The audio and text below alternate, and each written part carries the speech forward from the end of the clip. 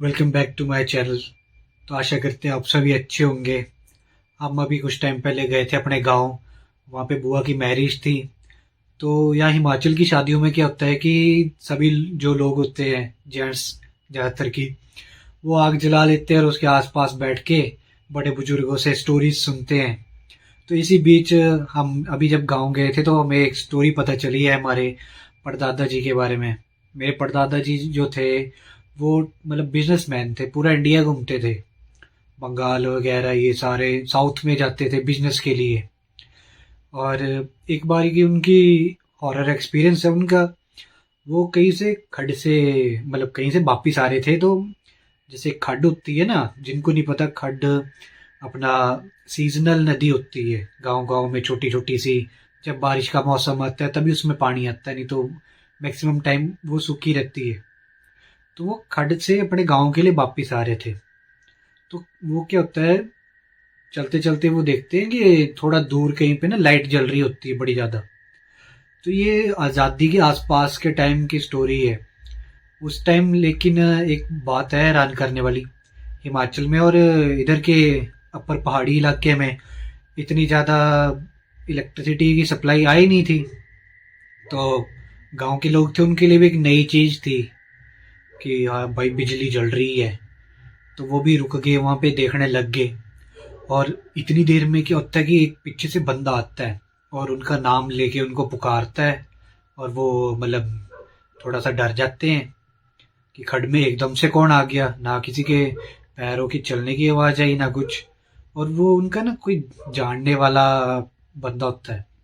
तो इसलिए वो उसकी उससे बात करने लग पड़ते हैं। और बोलते हैं, वो बंदा आके बोलता है कि मेरी बेटी की शादी है और मैंने घर पे न्योंदर दे दी थी। न्योंदर मतलब यहाँ कांगड़ी भाषा में इनवाइट कर दिया था, और आप थे नहीं, इसलिए शायद आपको नहीं पता होगा। तो दादा परदादा जी बड़े हैरान होके बोलते अच्छा। पर वो बोलते हैं कि मेरे घर वाले मेरा इंतजार कर रहे होंगे, इसलिए मुझे माफ कर दो, मैं आपके साथ नहीं आ सकता, मुझे तो अपने घर जाना है वापस। तो वो जो बंदा था वो बोलता है कि कोई बात नहीं, मैं आपको आप अपने आप भी रोटी खा लो आके, और अपने घर वालों के लिए पैक करा लो। और तो बड़ा वो उनको बना के वो साथ में घसीट के अपने साथ ना ऐसे खींच के ले ही गया कि आप चल पड़ो मेरे साथ। और वहां जाके जैसे नॉर्मल शादी होती है वैसे ही। अब यहाँ हिमाचल में क्या है कि पैंठ लगती है। पैंठ मतलब ऐसे सबको नीचे बिठा के खिलाते हैं, वो पत्तल के ऊपर। पत्तल वो पत्ते की जो प्लेट्स यहाँ हिमाचल में बनाते हैं, तो वो पत्तल के ऊपर होती है। तो परदादा जी ने उनको मना कर दिया कि आप पैक कर दो, और मैं ऐसे ही घर जाके खा लूंगा बाकी घर वालों के साथ, क्योंकि रात काफ़ी हो गई थी, अभी उन्हें और थोड़ा जाना था। तो उतने में उस टाइम पे क्या होता है, वो प्लास्टिक बैग वगैरह या कंटेनर तो होते नहीं थे पैक करने के लिए। तो बड़े बुजुर्ग आपने देखा होगा गाँव में या फिल्मों में, वो एक गमछा जैसा लेके रखा होता था उन्होंने, कपड़ा होता था। तो उन्होंने उस कपड़े में पत्तल से पैक करवा लिया, पत्तल में चावल डलवा लिए अच्छे खासे, कम से कम इतने होंगे साइज में। और वो गमछे में बांध बूंद के ऐसे चल पड़े अपने। थोड़ा आगे जाके देखते हैं तो वापस मुड़ के देखते हैं तो देखते हैं वहां पे तो लाइट ही नहीं है कोई भी। बड़ा परेशान होते हैं कि अभी तो लाइट थी, अभी 2 मोड़ पीछे लाइट दिख रही थी, अब लाइट ही नहीं दिख रही है। तो इतने में क्या होता है कि गांव से ना एक पुलिस वाला कोतवाल जो होता है, वो साइकिल पे आ रहा होता है।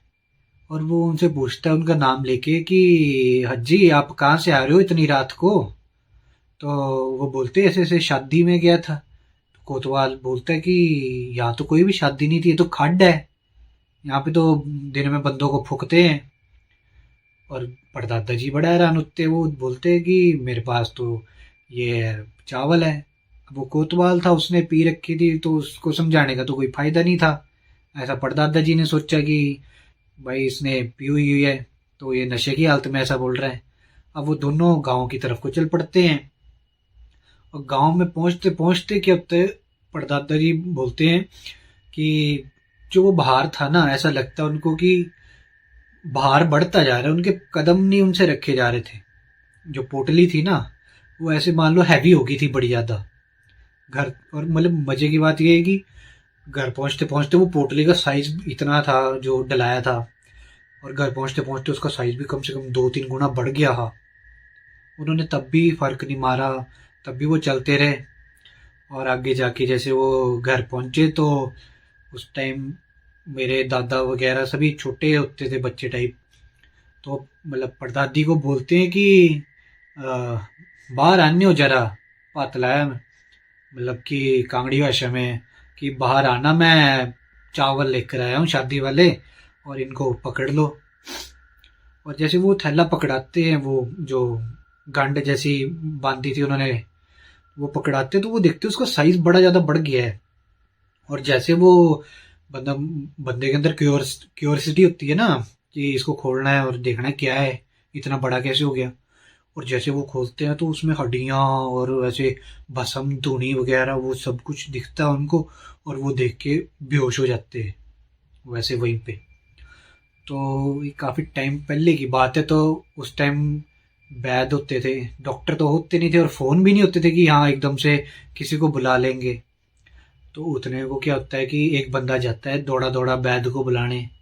पर एक पड़ोस में ही ना एक थोड़ा जानकार बंदा रहता था, जिसको थोड़ा झाड़ फूक आता था करने। तो वो आ जाता है और उन पे ना दादाजी पे पानी के छिट्टे मारता है, उनको बेहोशी से उठाता है। अब परदादा जी उठते हैं बड़े हैरान होके, आंखें लाल हो जाती हैं उनकी, और ऐसे मतलब बुखार जैसा लगता है उनको, टेम्परेचर बढ़ जाता है उनका। तो वो बंदा उनसे पूछता है कि आ, कुतु तो आया है तू? तो परदादा मतलब कि कहाँ से आ रहे हो आप? तो परदादा जी बोलते हैं कि ऐसे ऐसे मैं कहीं गया था, और खड्ड में आया, तो ऐसे ऐसे फलाने की लड़की का शादी थी वहां पे। और तब वो जो झाड़ फूक वाला अंकल था, वो बड़ा हैरान होकर उसको देखता है, और फिर वो थैले की तरफ देखता है कि इसमें तो हड्डियां वगैरह और ये सब कुछ है। फिर वो फिर से उनसे पूछते हैं कि किसके लड़के की शादी थी, लड़की की शादी। तो वो नाम बताते हैं। तो वो बोलते हैं वो तो कम से कम 5-10 साल पहले की बात है। अब आप यहाँ रहते ही नहीं हो तो आपको कुछ पता ही नहीं है। वो क्या हुआ कि बारात आई तो थी, तो बारात आई तो थी, पर 5-10 साल पहले के टाइम पे आई थी बारात। और हुआ कुछ ऐसा था कि दूल्हे वालों ने ना दाज मांग लिया है कुछ ज्यादा ही, और लड़के लड़की का बाप जो था वो उतना कर नहीं पाया। और दूल्हे वाले उस टाइम शादी के टाइम पे फिर डराने लग गए कि हम बारात वापिस ले जाएंगे, ऐसा कर लेंगे वैसा कर लेंगे। तो उस जो वो बाप था उसने आत्महत्या कर ली थी। पर उसकी लास्ट इच्छा यही थी कि जो भी आए ना, मैं उसको अपनी लड़की की शादी में अच्छे से रोटी खिला के भेजूं। पूरी उम्र की कमाई उसने अपनी खर्च दी थी। तो वो बंदा जो खड्ड में मिला था वो लड़की का बाप ही था, जिसकी लास्ट इच्छा यही थी कि जो भी आए उसको मैं शादी में रोटी खिला के भेजूं। तो इस प्रकार से ये थे परदादा जी का एक हॉरर एक्सपीरियंस, जो कि असली है।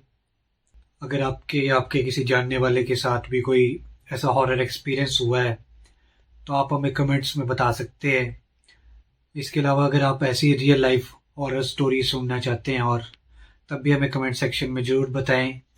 Thanks for watching. Her her Mahadev.